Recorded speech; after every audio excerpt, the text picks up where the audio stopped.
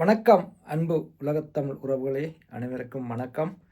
தொடர்ந்து வரும் காணொலியை முழுமையாக பாருங்க. நன்றி உறவுகளே.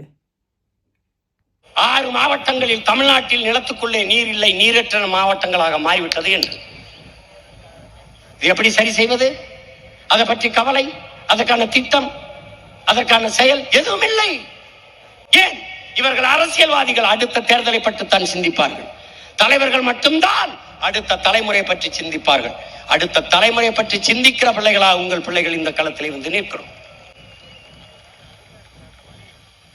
நாங்கள் உலக பொதுமைக்கு அரசியலை செய்து கொண்டிருக்கிற போது ஆட்டையும் மாட்டையும் மரத்தையும் கடலையும் மலையும் நேசித்து அதற்காக பேசிக் கொண்டிருக்கிற போது சக மனிதர்களை நேசிக்காமல் வெறுப்போம், சகோதர இன மக்களை வெறுப்போம் என்று பேசுவது என் மாண்பிற்கு இழுக்கு, என் இனத்தின் பெருமைக்கு நேர்ந்த சிறுமை. அதனால தீவிரமாக இப்ப பாரு, அந்த கச்சத்தீவு மீட்பு என்பது தேர்தல் அறிக்கையில் இல்ல. இந்த தேர்தல் அறிக்கையில வராது. ஏன் வராது? கேட்க ஒருத்தருக்கான். ஏன் இவ்வளவு நாள் மீட்காம என்ன பண்ணிட்டு இருந்த? 18 ஆண்டுகள் தொடர்ச்சியாக இந்திய அமைச்சரவையில் இருந்த நீ மீட்காமல் என்ன பண்ணி கொண்டிருந்த கேள்வி வரும். இந்த நிலைப்பாடு கொண்ட கட்சிகளோடு மாறி மாறி இந்த 2 திராவிட கட்சிகளும் கூட்டு இமையாக வாழ்வதை விட சுதந்திரமாக சாவது மேலானது. அதுவும் அந்த சுதந்திரத்திற்காக போராடி சாவது அதைவிட மேலானது என்ற முழக்கத்தை முன்வைத்த வீரமரவன் பிரபாகரனின் பிள்ளைகள் நாங்கள். நான் ஆந்திராவை ஆள கேட்கவில்லை. கர்நாடகாவில் 1.25 கோடி தமிழர்கள் நாங்கள் இருக்கிறோம். அந்த மண்ணை ஆளுகிற உரிமை எனக்கு வேண்டும் என்று நான் கேட்கவில்லை. இது என் அன்னை நிலம், என் தாயின் மடி. கல்வி சிறந்த தமிழ்நாடு, புகழ் கம்பன் பிறந்த தமிழ்நாடு, வள்ளுவன் தன்னை உலகினுக்கே தந்து வான்புகள் கொண்ட தமிழ்நாடுங்கிறான் எங்கள் பாவலன் பெரும்பாவலன் பாட்டன் பாரதி. அப்படி கல்வியில் சிறந்த தமிழ்நாடாக மாற்றி காட்டுவேன். இது என் தாய் மீது, என் தமிழ் மீது, என் தலைவன் பிரபாகரன் மீது ஆணை. நாட்டின் முதல் குடிமகனுக்கு என்ன மருத்துவமோ அது கடைகோடி மகனுக்கும் கிடைக்க செய்வேன். வேலை இல்லை என்ற சொல்லுக்கு இனி வேலை இல்லை. வறுமைக்கு வறுமை வரும், பசிக்கு பசி வரும். எப்போது? இந்த பைந்தமிழர் ஆட்சியிலே. இந்த அரசியல் ஏன் வந்தது? எதற்காக தமிழ் தேசிய அரசியல் இவ்வளவு எழுச்சியாக வேகமாக வளர்கிறது? காலம் உருவாக்கியது. காலம் கட்டளையிட்டு இந்த பணியங்களை செய்ய வைக்கிறது. வரலாறு வழிநடத்தி செல்கிறது. வரலாறு எந்த ஒரு தலைவனின் வருகைக்காகவும் காத்திருந்ததில்லை. அது இருப்பதில் ஒருவனை தேர்வு செய்து அவன் கையை பிடித்துக் கொண்டு நடந்து செல்லும் என்கிறார். அப்படித்தான் இந்த பிள்ளைகள் எங்கள் கையை பிடித்துக் கொண்டு நடந்து செல்கிறது. காலம் கையளித்த கடமையை நாங்கள் செய்து கொண்டிருக்கிறோம். காவிரியிலே எமக்கு உரிய நதிநீரை கேட்கிற போது எல்லாவற்றையும் எடுத்துக் கொள்கிறார்கள். எங்களுடைய நெய்வேலி பழுப்பு நிலக்கரி மின்சாரம் பிரித்துக் கொள்கிறீர்கள். ஏன்? நாங்கள் இந்தியர்கள், எங்கள் சொத்துக்கள் பொதுமை. நரிமணம் பெட்ரோல் பிரித்துக் கொள்கிறீர்கள். எங்கள் நிலத்தில் மீத்தேன் ஈத்தேன், என் பூமி தாயின் ஈரக்குலை இதயத்தை அறுத்து எடுக்கிற அந்த மீத்தேன் ஈத்தேன் பிரித்துக் கொள்கிறீர்கள். அணு உலை அழிவு வந்தால் எனக்கு பயன், எல்லோரும் பிரித்துக் கொள்கிறீர்கள். ஆனால் அவரவர் நதிநீர் மட்டும் அவரவர்க்கே என்று இருத்திக் கொள்கிறீர்கள். எங்கே இருக்கிறது இந்தியம்?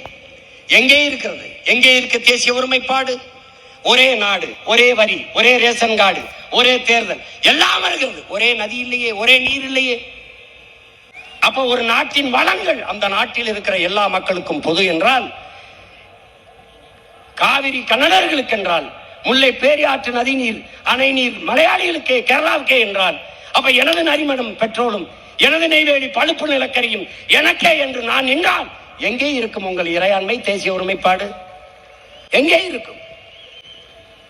அப்ப எனக்கான நதிநீர் உரிமையை நான் கேட்கிற போது உரிய நதிநீரை பங்கிட்டு பிரித்து கொடுங்கள் என்று இந்த நாட்டின் அதிகாரம் ஏன் சொல்லவில்லை? ஒரு சொட்டு தண்ணீர் தமிழர்களுக்கு கொடுக்க முடியாது என்று சொல்கிற கட்சி ஆட்சியது காங்கிரஸ். ஒரு சொட்டு தண்ணீர் தமிழர்களுக்கு கொடுக்க முடியாது என்று சொன்ன கட்சி ஆட்சியது பாரதிய ஜனதா. இந்த கட்சிகள் இந்திய கட்சி. ஆனால் கர்நாடக மாநிலம் என்று வருகிற போது மாநில கட்சி. எங்கே இருக்கிற ஒருமைப்பாடு? எங்கே இருக்கிற தேச ஒற்றுமை? வெளியில் வந்தால் இறையாண்மை பேசுகிறீர்கள், இந்தியம் பேசுகிறீர்கள். கர்நாடகா என்றால் அந்த மாநில நலனையே பேசுகிறீர்கள். ஒரு சொட்டு தண்ணி தர முடியாது என்று சொல்ற காங்கிரஸ் கட்சியை வெல்ல வைப்பதற்கு தமிழ்நாட்டின் முதலமைச்சர் மாண்புமிகு ஐயா ஸ்டாலின் அவர்கள் கர்நாடகாவில் வாழ்கிற தமிழர்களிடத்திலே காங்கிரசின் வெற்றிக்கு வாக்கு செலுத்துங்கள் என்று சொல்கிறார். தர முடியாது. இந்தியம் பெற்றுத்தர வழி இல்லாது வக்கற்ற இந்த கட்சிகள் அதை தர முடியாத ஒரு சொட்டு தண்ணீர் இல்லை என்று சொல்கிற காங்கிரஸ் கட்சியை வெல்லப்பாடுபடும். இப்ப என்ன செஞ்சிருக்கணும்? ஒரு சொட்டு தண்ணீர் தராத காங்கிரஸ் கட்சிக்கு ஒரு ஓட்டு தமிழன் ஓட்டு இல்லை என்ற நிலையை நாம் உருவாக்கணும். காவிரியில் உரிய நீரை பிரித்து கொடுக்கவில்லை என்றால் தமிழ்நாட்டில் அரசியல் செய்ய முடியாது என்கிற நிலையை நாம் உருவாக்க வேண்டும். இப்ப புரிகிறதா எதற்காக இந்த தேசிய அரசியல், தமிழ் தேசிய அரசியல் ஏன் பிறக்கிறது? இங்குதான் காவிரி நதிநீரை கேட்கிற போது யாரெல்லாம் தமிழர் என்று நம்ம இடத்துல கேட்பார்கள். காவிரி நதிநீர் கேட்கிற போது கன்னடனுக்கு தெரியும் யாரெல்லாம் தமிழர் என்று. சரியாக அவன் வீட்டை கொளுத்துவான், அவன் நிலத்தை அழிப்பான், அவன் கடையை நொறுக்குவான், தமிழ்நாட்டிலிருந்து வந்த பேருந்தை நொறுக்குவான், அடித்து விரட்டுவார்கள். சொந்த நாட்டிலே அகதி போல மூட்டை முடிச்ச தூக்கி கொண்டு நடந்து வந்தார்கள். காட்சி இன்னும் இருக்கிறது.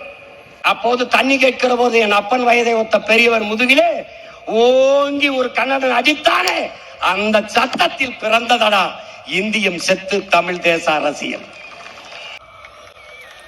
என் இனம் சார்ந்தவன் பாருடா, இடம்பத்தலடா, டே இடம்பத்தலடா பாரு பாரு.